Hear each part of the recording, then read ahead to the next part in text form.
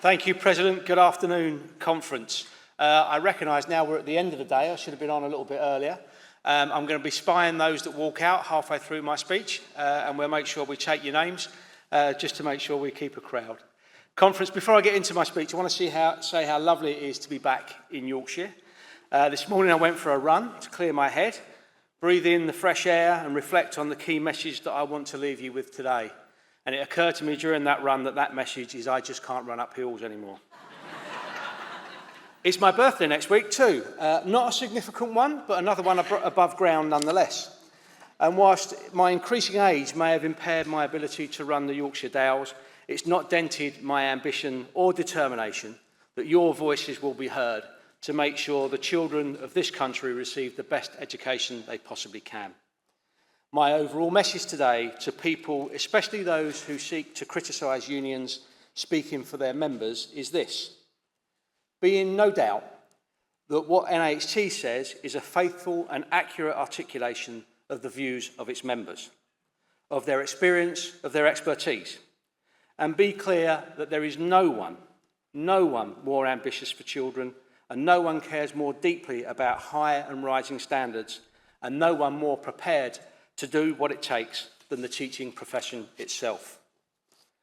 To those that seek to minimise that voice, to try to ignore it, or suggest that a government that sought to benefit from your expertise and advice has somehow gone soft on standards, I say this. Don't be so politically immature and tribal that you are prepared to fetter progress on behalf of children. And to government I say, don't be so politically cautious that you respond to the detractors rather than the experts. But more of that later, conference. I want to start by thanking Simon Kidwell for his services as a national officer. Simon, your 3 years as a national officer in your roles as Vice President, President and now immediate past President will sadly come to a close in September. It's when those officers fall off the end of the table. Simon, you're a credit to the profession and to this union. You will continue on our Executive Committee and we're very, very pleased to have you. Thank you for your dedication, hard work and humour throughout some very, very trying times. As Rachel chairs...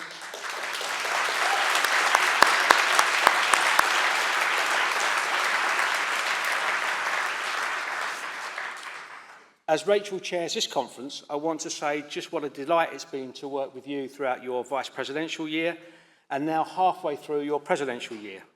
And just how gratifying it is to see you demonstrate that this union is serious about the participation of all of its members.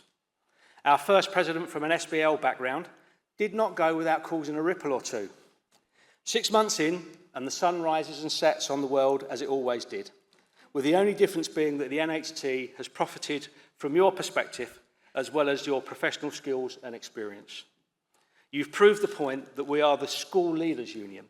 I look forward to continuing to work alongside you for the remaining period of your presidency.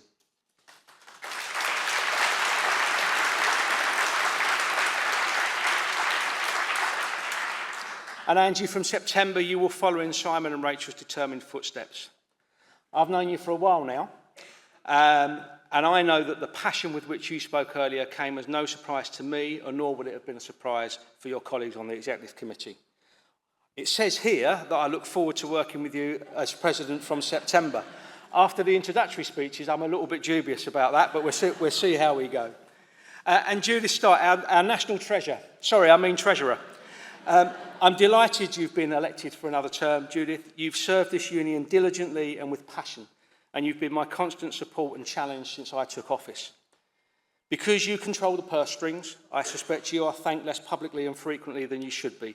So I want to put that right, and not least because you do my appraisal and there's one coming up fairly soon.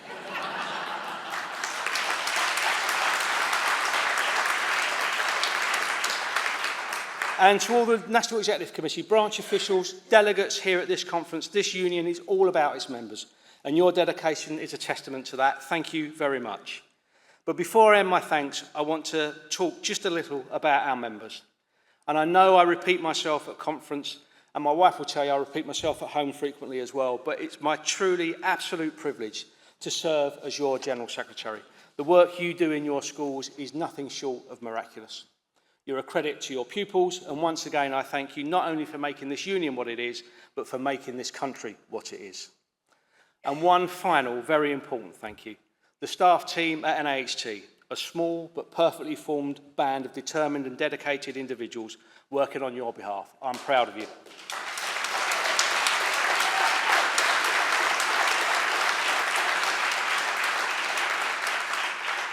So I'm thrilled to be here in Harrogate, in the heart of God's own country, as Vic Logan described it earlier on. I'd like to take this early opportunity to thank the Yorkshire branch for welcoming us, and it's always a joy to catch up with members from Yorkshire.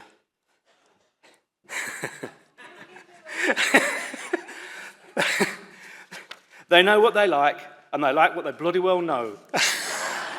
I can't believe I've actually done that. Dave Gilmore wrote that line for me, and he's in the room somewhere if you want to duff him up later. I'm sorry for the attempt at the accent. I warned Vic I was going to do that. I'm also reliably informed that Harrogate is home to one of the country's finest tea rooms in Betty's.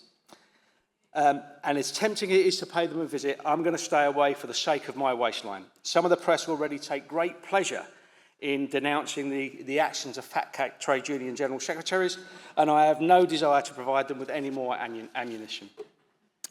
Getting a little bit more serious, Harrogate also happens to be the birthplace of Laura Veal, the first Yorkshire-born woman to become a doctor who went on to dedicate her life and career to the welfare of women and children. So it feels like a fitting place for us to come together to discuss matters of equity, care and courage, amongst other things. The theme of this year's conference is Rebuilding Education, Shaping Futures, and it's a theme that speaks to our aspirations around renewal, innovation and the future. Of rebuilding something that has been badly damaged. And let's be frank, 14 years of underinvestment, crumbling schools, petty interference, dangerous inspection, recruitment and retention crises, and a whole lot more, it was beginning to look like a deliberate attempt to destroy the profession. Now, when we met last year, the anticipation of political change was real. Even if the country had opted to retain the previous administration, it was clear change was desperately needed, and all parties promised that. As it happens, we have a new government, a new Secretary of State for Education, and a new opportunity to take another look at how we value schools in this country. An opportunity to reimagine, an opportunity to dream, an opportunity to meet the political case, the moral case, and the economic case to take action now. We should, of course, be fair. The challenges this government has inherited are substantial and critical, and it's right and appropriate that they want to demonstrate pragmatism. And as a Crystal Palace fan, I know a thing or two about expectation management, limited resources, and experiencing the occasional miracle. We're off to Wembley, you know. In many ways, it's the perfect training for leading a trade union. But this government mustn't forget to dream about the legacy they want to leave, as much as the desire to balance the books. The vision for education, the ambition for our children, for our country's future, cannot start with your bank balance. If we fail to invest in education, we fail to invest in our future. Our future economic growth and prosperity relies upon nurturing the talent contained within our children. So we must dare to dream. If previous Labour governments hadn't dared to dream, we'd have no NHS, no welfare state, no national insurance, no new towns, no council homes, no Equal Pay Act, no devolution, no Civil Partnership Act, no Good Friday Agreement. This government mustn't forget to dream.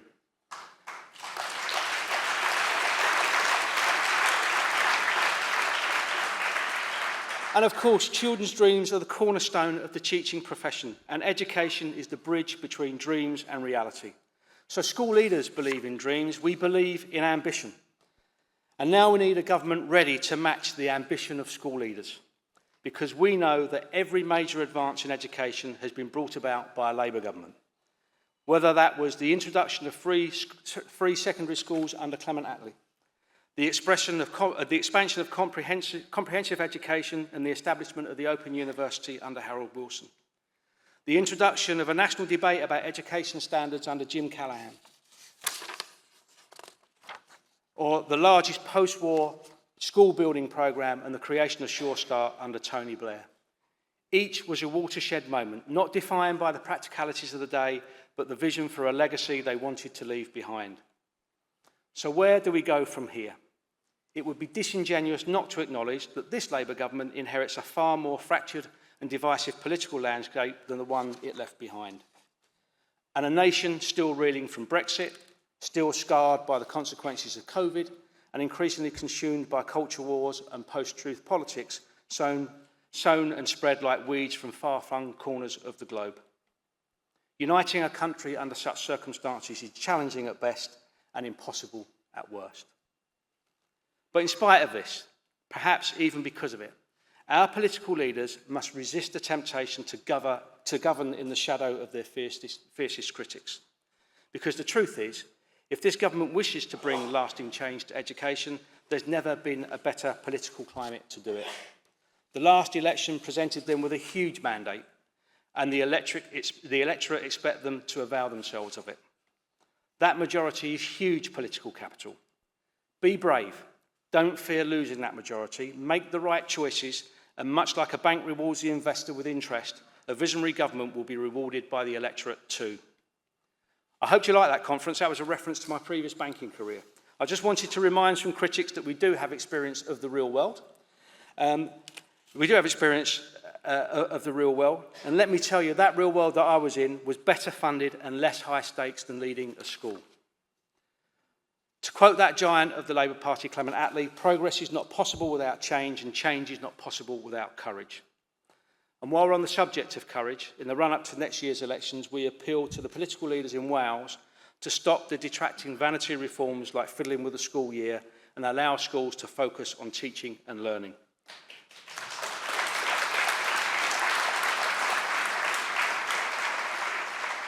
Trust the profession, and that trust will pay dividends.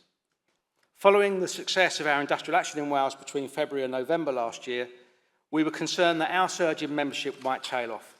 But not only have we retained those members we recruited during that period, we're still growing. Thanks to grassroots organising, targeted local campaigns, and our role as the go-to voice for school leadership, NAHT Cymru is thriving. We're leading the charge on additional learning needs reform, holding the Welsh Government to account and campaigning successfully for improved terms and conditions for ALN coordinators. But Wales, like all nations, is plagued by chronic underfunding.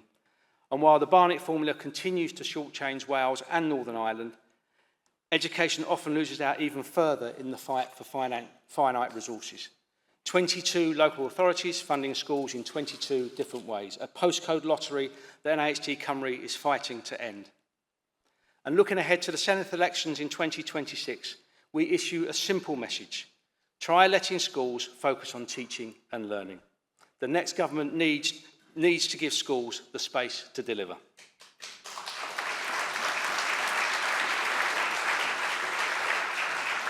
So, colleagues, the case for investment, reform and support for education is clear. But what about the moral case?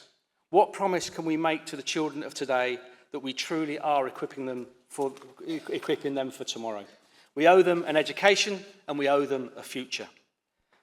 Our pupils live and learn in a world unrecognisable from the one we grew up in, and we're now living in an era where the potential for technological change and progress is almost limitless, bringing with it untold opportunities. But alongside those opportunities comes a rapidly shifting vocational landscape, where jobs and skills can shift overnight, and where artificial intelligence is already reshaping our working lives. If we want to prepare children for that future, we have to look further ahead and give them what they need now. Technology can connect us, as we saw during the pandemic, but it can also isolate and divide and create lonely, dangerous spaces for children trying to find their identity and their place in the world. The critically acclaimed Netflix drama Adolescence may have been a wake-up call for some, but its portrayal of toxic masculinity and online radicalisation came as no surprise to our members, many of whom have to deal with the consequences of these issues every day. Tackling those dangers takes real leadership, from politicians, from families, from teachers, and from school leaders too. Because if we're serious about stopping a generation disappearing into a vortex of hatred and lies, then we must work together to show them decency, selflessness, kindness and honesty. Show them that that can offer fulfilment and reassurance, the fulfilment and reassurance that they're searching for. And away from the challenges of technology, we still have nearly 25% of state pupils in this country receiving free school meals. We have more children in poverty than ever before. That national shame is the inheritance for this government. I recognise the early steps the government is making to tackle this, including breakfast clubs, but more will be needed. Long-term support for those in need will be needed if we really want to remove the barriers to progress for those children in the toughest circumstances. Of course, the moral case for education must extend to how we judge and value schools in the round, and we can't talk about that without talking about Ofsted. I bet you thought I wasn't going to get around to it. It's now been 18 months since an independent review found Ofsted had contributed to the death of our fellow head teacher, Ruth Perry. As ever, we take this moment to think of her family, her friends, her colleagues and her pupils, each of whom still feel her loss deeply. As I said at our 2023 conference, one of the saddest things about learning that a head teacher had taken her own life under the pressure of an Ofsted inspection was how unsurprising it felt to so many in the profession. Our own advice line has taken numerous calls over the years from distressed members, some feeling suicidal because of this ineffective and needlessly punitive system. And following Ruth's death, we were promised change. What we've been offered, if you scratch beneath the surface, is more of the same, another crude grading system to hang over the heads of leaders. And of course, our critics will say that school leaders object to inspections because they don't care about standards. School leaders, the people who dedicate their lives to helping young people exceed expectations in the best learning environments possible.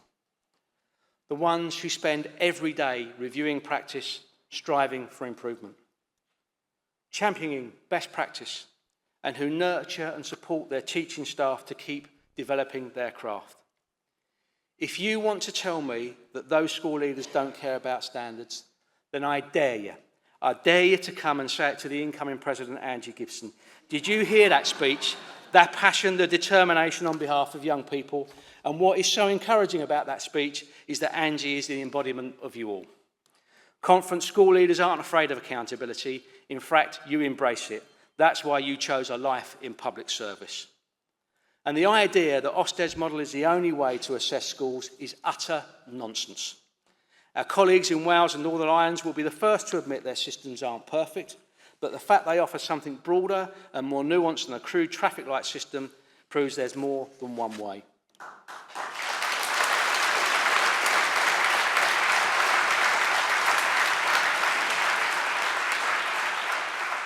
Colleagues, a way that doesn't pile on additional pressure onto an already stretched profession.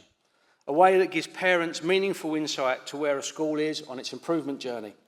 And a way that doesn't leave school leaders worried that they'll be blamed for falling house prices in their neighbourhood just because an inspector didn't like a particular process or took issue with how they filed their paperwork. So my message to His Majesty's Chief Inspector is simply this. Scrap these proposals, disabuse yourself of the notion there's no alternative, and think again.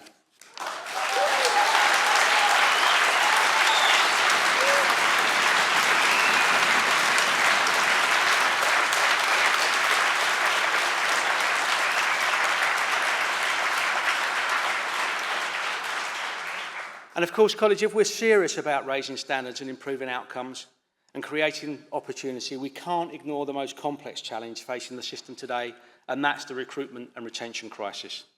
Because whilst the education chatterati obsesses over how to measure school performance, school leaders are just trying to keep the system running. One safeguarding call, one absence cover, one broken boiler at a time. Let's be clear, this is not about passion fatigue. It's not because leaders don't care anymore. It's because the workload is intolerable, the stakes too high, and support simply too low. And when a system relies so heavily on goodwill, it will only take a few broken trusts before the whole thing starts to buckle. But it doesn't have to be this way. Take Northern Ireland. Our colleagues in NAHT and I have shown what can be achieved when governments listen.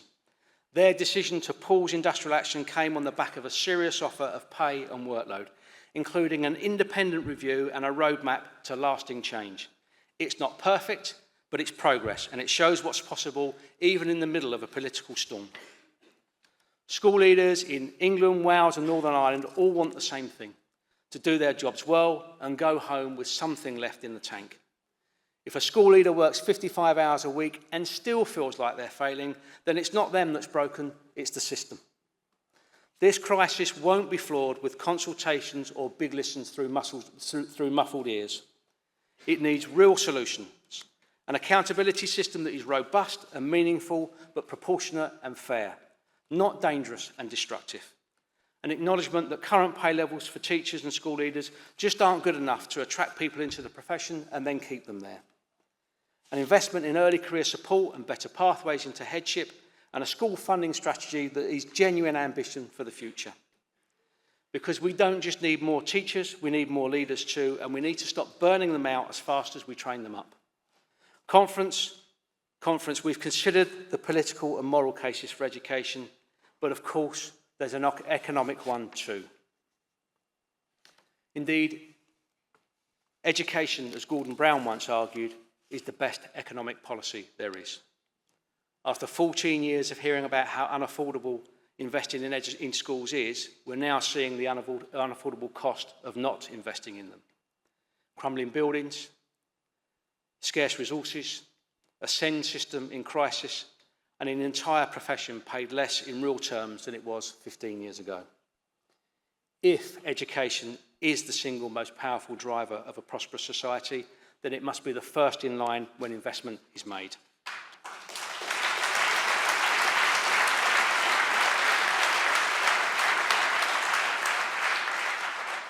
The truth is, Conference, invested in schools doesn't just make economic sense. It's an act of belief in children, in communities, in our future. Now, I've spoken a lot about what Labour governments have done and need to do, and I can anticipate the headlines being written by some of our journalist colleagues, even the ones I respect and admire, which is all of you, of course. Be kind to me, I am only human. Invoking the ambition and successes with education as achieved by previous Labour governments will no doubt either lead us to being painted as blindly supportive or as being disappointed in this administration. So let me be clear, I am neither of those things. We are politically independent for a reason.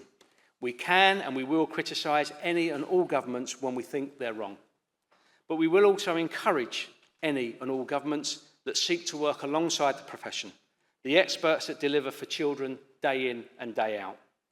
This government has pledged to do that, and let's be honest, they've had less than a year to undo 14 years of damage. It's true that this Secretary of State has delivered more vision and ambition for education in 10 months than I observed in the 10 predecessors in my first 8 years as General Secretary. To be fair, hardly any of them had time to warm the seat, let alone be ambitious. And I do recognise the progress on breakfast clubs, however difficult we think they might be. The expansion of school-based nurseries and the increase in early years pupil premium, which will lead to more children being ready to learn as they start school. The recognition of the importance and value of primary education. Sensible changes on uniform policies. Initial steps to improve capital funding. The pledge to deal with both the SEND crisis and the recruitment and retention crisis. And the commitments made to improving childcare and early education. I'm delighted that this government has seen that the early years of a child's life are crucial to later success. But that start needs to be built upon and properly supported. Let's be clear, and of course, all of the above will need proper funding and practical support in schools. And that's the point we've been making to government. So please invest in schools. If not because a 10% rise in funding returns £6 for every £1 by 2080. If not because Sure Start cut hospital admissions by 19% in the poorest areas. If not because better educational outcomes drive productivity, power growth, and build strong economies. Then do it because it's a mark of a country that believes in itself, because it's what good countries do and how great governments create their legacy. So I want to encourage this government We know that we will be criticised by the detractors of partnership and collaboration. And we know everything is reduced to the language of victory and defeat rather than cooperation and joint success on behalf of children. They will first say to this government, you are in hock to the unions and you must show independence. NAHT is not affiliated to Labour, and this government owes us nothing at all. But we do speak on behalf of 38,000 school leaders, experts of delivering day in and day out. Those people joined us so we could speak on their behalf, and you owe them the success of the education system, and they deserve to be heard. And the detractors will seek to diminish what we say. They fear the legitimate strength of organised workers. They will say that we are not representative of our membership. What utter, desperate nonsense. We have grown by over 30% because we faithfully articulate the voice of the profession. Our branches are stronger and more active because we faithfully articulate the voice of the profession. Our regions and nations are more confident because we faithfully articulate the voice of the profession. This conference has grown bigger each year because we faithfully articulate the voice of the profession. Ordinary members, day in and day out, telling it like it is and campaigning for how it should be. Your voice, from the branch to the General Secretary, a democratic union. I try never to say in interviews, my members. You don't belong to me, but I am your General Secretary and proud to amplify your voice. So now let's get to work and tell it like it is and tell the world and campaign for how it should be. Thank you, Conference.